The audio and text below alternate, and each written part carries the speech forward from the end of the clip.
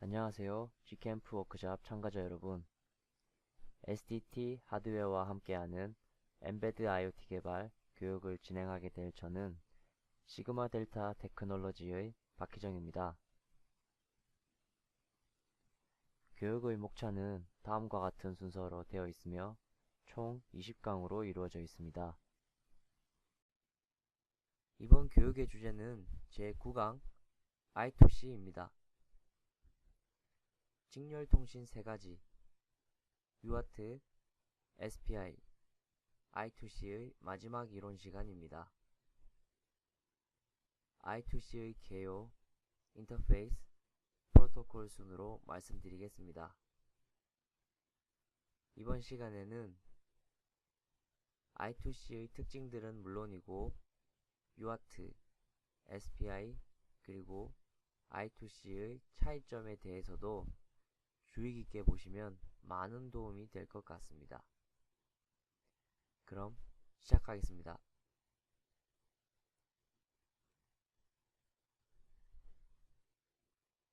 인터-인테그레이티드 서킷 또는 투-와이어 인터페이스라 불리는 I2C는 복수계의 슬레이브 장치가 복수계의 마스터 장치와 통신하기 위한 프로토콜입니다. 앞서 살펴본 SPI와 마찬가지로 디바이스들 간의 근거리 통신을 위해 고안되었습니다. 직렬통신에서 살펴보았다시피 비동기식 직렬통신은 클럭을 맞춰줘야 하고 데이터 라인으로 들어오는 신호를 항상 주시해야 하기 때문에 오버헤드가 있으며 하드웨어가 복잡해지는 단점이 있었습니다. 결정적으로 UART 통신은 1대1 통신만 가능합니다. 반면 동기식 직렬통신인 SPI는 클럭 라인을 통해 데이터 라인을 동기화하므로 하드웨어 구조도 간단하고 1대 N 통신이 가능합니다. 송신용 핀과 수신용 핀이 분리되어 있고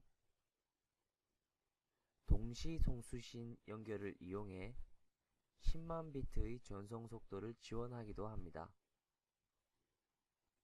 하지만 SPI 통신은 통신에 필요한 핀이 많아지는 단점이 있습니다. 하나의 장치를 연결하는데 4개의 라인, 클락, MOSI, MISO, 그리고 SS 라인까지 총 4개의 라인이 필요하고 추가로 장치를 더할 때마다 SS 라인이 하나씩 추가됩니다. 그리고 SPI는 N-대-N 통신은 할 수가 없었습니다. I2C 통신은 SPI 통신의 이런 단점들을 보완할 수 있는 동기식 직렬 통신 방법입니다. UART 통신처럼 단 2라인만 사용하고 최대 1008개의 슬레이브 장치를 지원합니다. 또한 N-대-N 통신도 지원이 가능합니다.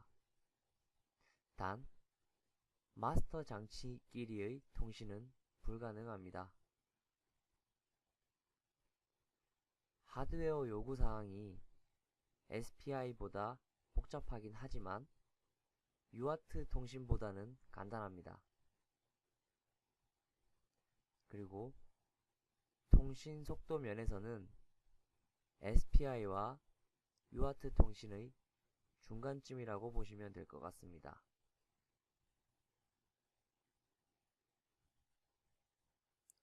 I2C 통신은 2개의 라인만으로 통신한다고 말씀드렸습니다.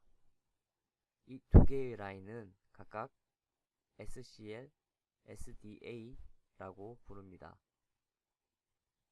SCL은 SPI의 클락 라인처럼 클럭 신호를 생성해서 전달하는 역할이고, SDA는 실제 데이터가 전달되는 라인입니다. 이 클럭 신호는 반드시 마스터 장치가 생성하는데, 슬레이브 장치가 데이터 전송을 지원하기 위해 클럭 신호를 만드는 경우도 있습니다.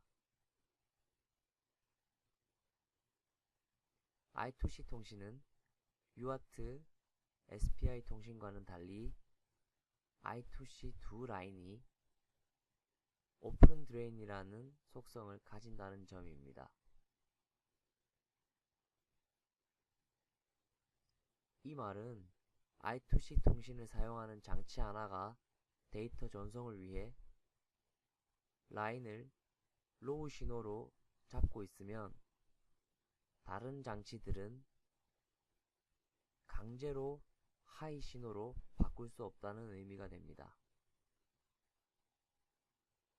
그리고 I2C 통신의 두 라인 SDA, XCL은 모두 풀업 저항에 연결되어 있으므로 통신 라인이 사용이 끝나면 자동으로 하이 상태로 복귀됩니다.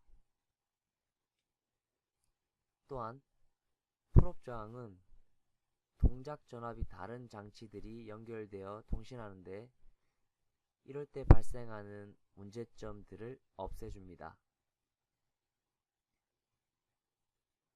풀업 저항이 두 장치가 사용하는 전압보다 낮은 레벨로 유지시켜주기 때문에 별도의 레벨 시프터 회로가 필요치 않습니다.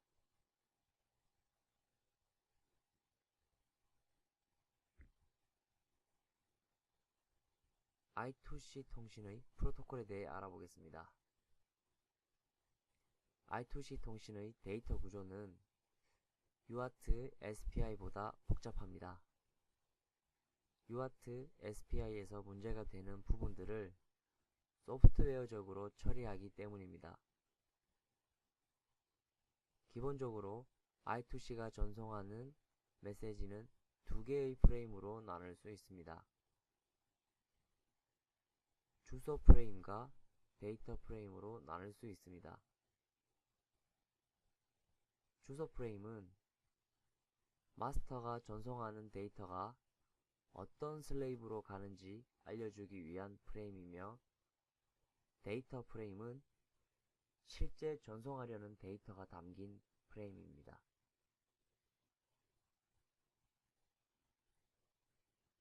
데이터 통신을 시작하기 위해서는 주소 프레임부터 전송해야 합니다. 이를 위해 마스터 장치는 클럭 라인을 하이 상태로 두고 SDA 라인을 로우로 변경합니다. 오른쪽 그림을 보시겠습니다. 다시 한번 말씀드리면, SCL 라인을 하이로 유지한 상태에서 SDA 라인을 로우로 변경합니다. 이것이 스타트 컨디션이 됩니다. 이 스타트 컨디션은 모든 슬레이브 장치들에게 데이터를 전송할 준비가 되었다는 신호로 인식됩니다. 만약 회로에 마스터 장치가 여러 개 붙어 있다면 먼저 SDA 라인을 로우로 잡는 마스터가 제어권을 갖습니다.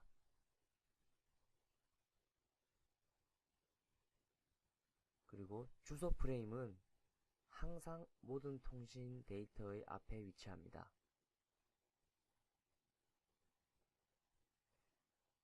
데이터 라인으로 처음 수신되는 한 바이트 중 앞선 7비트 데이터가 바로 I2C의 주소를 나타냅니다.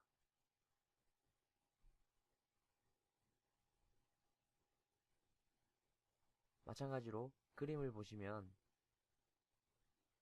이 총 8개의 비트 중 앞선 7개의 비트, 이 총 7개의 비트가 주소값을 나타낸다는 뜻입니다. 그리고 이 8개의 비트 중 마지막 한 비트는 읽기 또는 쓰기 동작임을 표시합니다. R은 read, W는 write를 나타내고 있습니다. read 또는 write가 가능하다는 뜻을 지니고 있습니다. 읽기는 이 비트의 값이 1일 때 읽기를 나타내며 0이라면 write를 의미하게 됩니다. 그리고 이 read write 비트 오른쪽에 있는 9번째 비트 값은 neck 또는 eck 비트입니다. 이 비트는 마스터가 전송한 주소 정보, 총 8비트에 해당하는 이 주소 정보에 해당하는 슬레이브가 직접 만들어 주어야 하는 신호입니다. 마스터 장치는 이 eck 또는 neck 신호를 보고 데이터 전송이 성공적인지, 실패라면 앞으로 어떤 동작을 할지 판단해야 합니다. neck 또는 eck 비트는 주소 프레임, 데이터 프레임의 끝에 항상 붙습니다.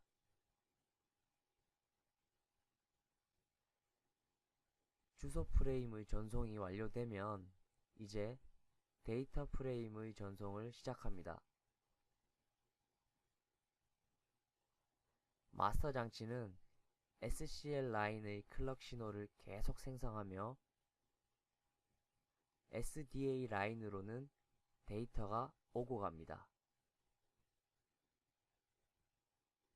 이때 SDA 라인의 데이터 프레임은 read, write 상태를 나타내는 비트 값에 따라 마스터 또는 슬레이브가 사용하게 됩니다.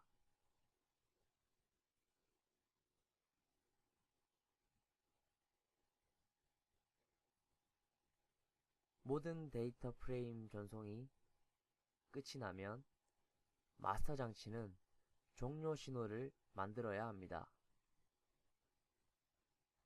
스탑 컨디션이라고 부르는 이 종료 신호는 클럭 라인인 SCL을 0에서 1, 즉 로우에서 하이 상태로 변경한 뒤 SCL 라인이 하이인 상태에서 SDA 라인을 다시 로우에서 하이로 변경하면 됩니다.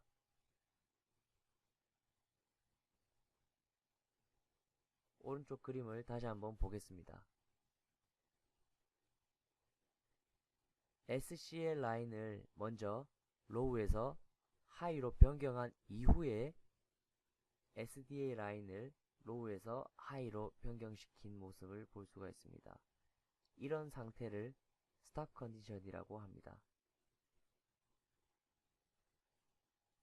따라서 반드시 모든 장치들은 SCL 라인이 하이인 상태에서 SDA 라인의 상태를 변경해서는 안됩니다. 이런 동작은 잘못된 종료 신호로 인식될 수 있기 때문입니다. 이 부분을 자세히 말씀드리기 위해 바로 위에 있는 그림을 한번 보도록 하겠습니다. SCL은 클락 라인이므로 로우에서 하이로, 로우에서 하이로, 다시 로우에서 하이로 이 동작을 반복하고 있을 것입니다. 이때 SDA 라인은 레벨이 바뀌어도 되는 구간과 바뀌면 안 되는 구간이 있습니다. SCL 라인이 하이일 때는 SDA 라인도 현재 상태의 레벨을 유지해야 하며 이 순간에는 레벨을 바꾸면 안 됩니다. 그리고 SCL 라인이 로우일 때 SDA 라인이 레벨이 바뀌어야 된다면 SCL 라인이 로우일 때만 바꿀 수가 있습니다. 따라서 해당 비트의 레벨을 읽어야 할 때는 SCL의 레벨이 하이일 때 SDA의 레벨이 로우인지 하이인지를 읽으시면 됩니다.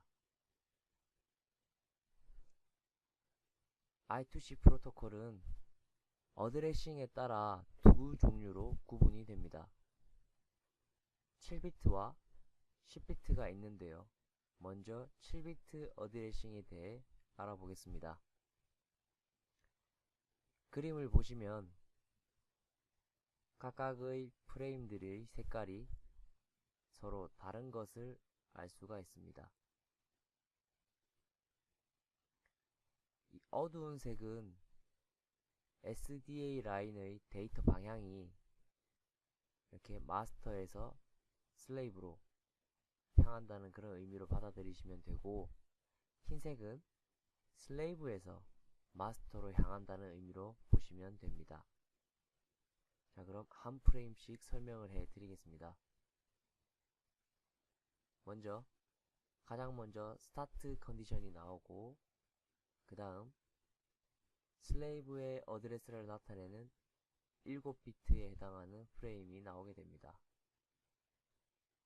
그리고 바로 뒤에 이어서 오는 read 또는 write 비트의 값이 0으로 나타났기 때문에 현재 이 마스터는 write를 하고 싶은 그런 상태입니다.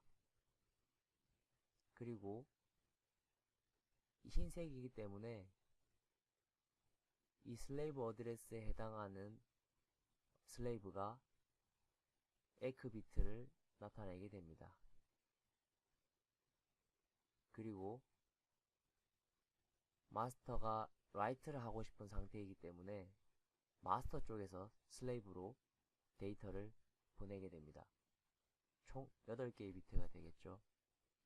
그리고 이 데이터를 받은 슬레이브 쪽에서 에크 또는 네크 비트를 나타내게 됩니다. 원하는 양의 데이터를 마스터에서 슬레이브 쪽으로 보낸 뒤에, 그리고 맨 마지막에는 종료 컨디션인 스탑 컨디션이 위치하게 됩니다. 그리고 아래쪽은 마스터가 리드하고 싶을 때의 프로토콜입니다. 마찬가지로 스타트 컨디션이 가장 먼저 오게 되고, 그 다음 해당 슬레이브의 주소값이 위치하게 됩니다. 당연히 이 다음에 오는 값은 read를 나타내는 1이 되겠죠. 그리고 에크 비트, 그리고 이번에는 슬레이브 쪽에서 마스터 쪽으로 값을 보내야겠죠. 마스터에서 지금 read를 하고 싶은 상태이니까요. 따라서 이 데이터를 받은 마스터가 다시 에크인지 네크인지를 나타내는 비트를 슬레이브 쪽으로 보내게 되고, 마스터가 원하는 만큼 데이터를 받은 이후에는 반드시 맨 마지막 데이터에 해당하는 값을 받은 후에는 에크가 아닌 네크 비트를 무조건 보내야 합니다. 그 다음 스탑 컨디션이 위치하게 됩니다. 다음은 10비트 어드레싱에 대해 알아보겠습니다. 10비트 어드레싱은 주소 프레임이 두 개가 존재하는 모드라고 생각하시면 될 것 같습니다. 여기 보시는 바와 같이 첫 번째 주소 프레임에서는 오른쪽 표와 같이 이런 값에 따라 실행되는 모드가 달라집니다. 단순하게 슬레이브의 주소값을 10비트로 표현하고자 할 때는 이 상위 7비트 죠. 이 주소 프레임의 상위 7비트 중 5개의 비트를 이렇게 11110으로 무조건 하셔야 되고 7개의 비트 중 남은 2비트에서 주소값을 표현할 수가 있겠습니다. 그리고 두 번째 주소 프레임에서는 8개의 비트가 모두 주소 비트를 나타냅니다.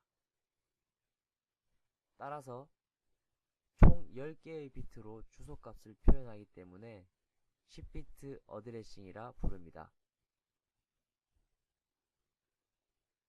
마스터가 라이트를 하고 싶을 때는 7비트 어드레싱 모드와 거의 유사합니다. 주소 프레임이 2개가 존재한다는 것을 제외하고 그 뒷부분인 데이터 프레임 쪽은 동일합니다. 하지만 마스터가 리드 하려고 할 때는 조금 복잡해집니다. 아래쪽 그림을 보시겠습니다.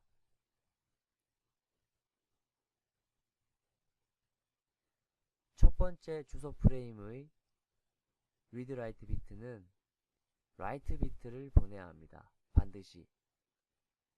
리드를 하고 싶음에도 불구하고 첫 번째 프레임에서는 라이트 비트를 날리셔야 합니다. 왜냐하면 뒤따라올 두 번째 주소 프레임도 마스터가 라이트를 해야 하는 상황이기 때문입니다. 그리고 이 두 번째 주소 프레임을 보내고 난 후 스탑 조건과 스타트 조건이 합쳐진 리스타트라는 조건을 보내게 되고 그 다음 첫 번째 주소 프레임을 한 번 더 보내게 됩니다. 그런데 이때는 앞서 보낸 것과 같이 라이트 비트를 한 번 더 보내는 것이 아니라 리드 비트를 보내게 됩니다. 그리고 그 이후 데이터 프레임은 마찬가지로 7비트 때와 동일하기 때문에 생략하도록 하겠습니다. 이상으로 직렬 통신의 마지막 시간인 I2C 통신까지 모두 마쳤습니다. 시청해주셔서 감사합니다.